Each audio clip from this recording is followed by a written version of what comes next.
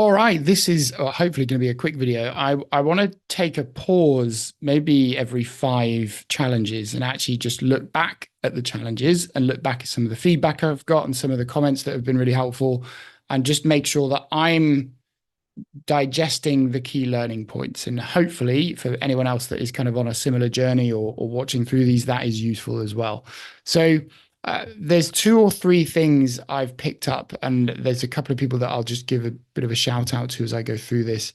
Um, where am I? Challenge one. So if you look back at challenge one, I was very impressed with myself. Very impressed because I used a let.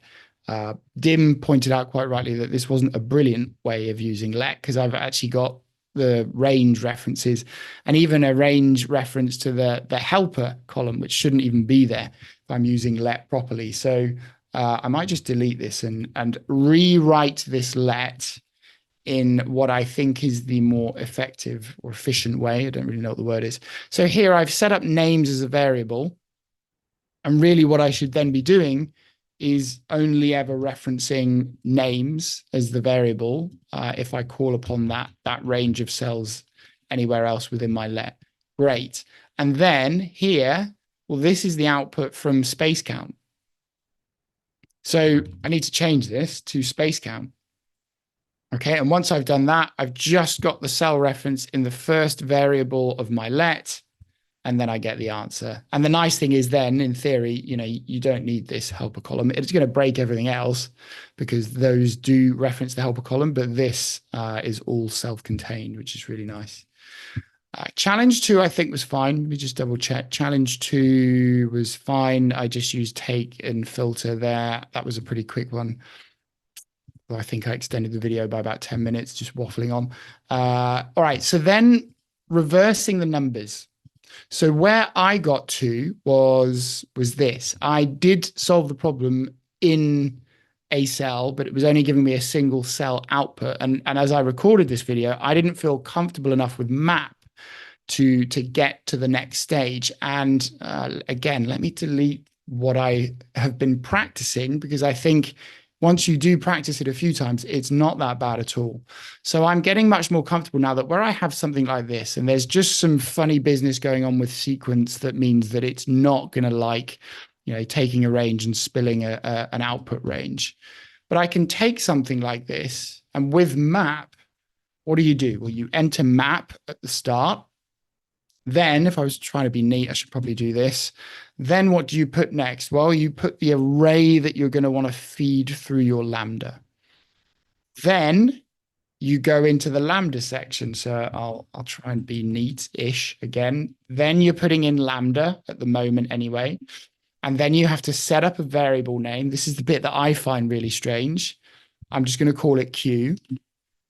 And then the key bit is the original formula that you had, which was just referring to a cell, you change to your variable name within your lambda. And when you do that, it means that every one of those cells within your range that's part of the input range, is going to be fed through that lambda, and it's going to give you that spilt output. So I'm getting much more comfortable now going from a solution that works for one cell with some quirks because it involves a formula that's not going to completely play ball the way I want it to go from that to a map. I'm pretty comfortable with that. By the way, so that was a shout out to where is the solution? Gene, Wally, sorry if I've mispronounced that, but there's a few things that Gene and Dim and a couple of other people that I'll mention in another video have been helping me out a huge amount with. All right, challenge 4, I think, was just another map example, which again, for me is great. So I got to this output here, and let me just redo this with a map. Now, straight away, I can see again, that's not very efficient.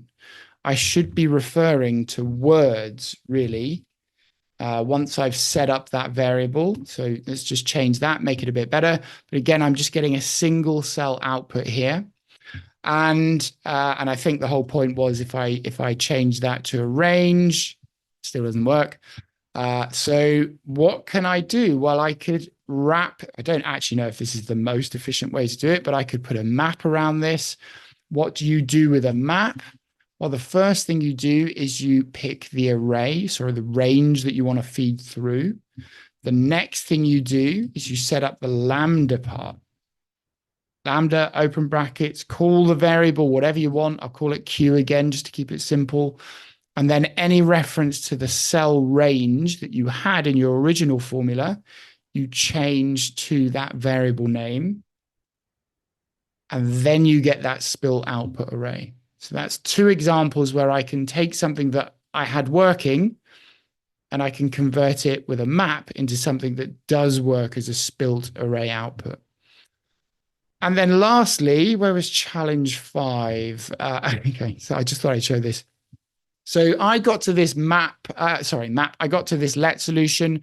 And again, I shout out to Dim and Jean here. Dim said this is a rite of passage moment.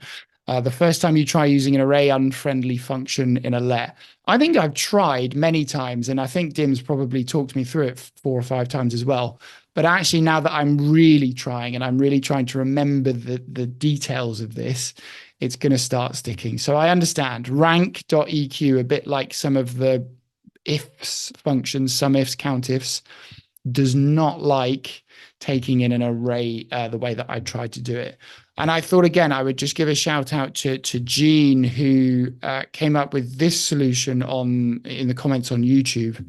Jean, I still don't know how this works. You're gonna have to help me with that. So I see the score. The let is doing the work to set up score, which is the sum of the totals by round per player. Fine, get that. And then I've taken what you did in the map and I've just embedded it within the let. So I've called this mapping. The important bit's here. And I don't know, I just don't get it, but it's very clever and it works. So this is to get to the ranking that I've done here. So map is taking score, which is the sum, is the input range.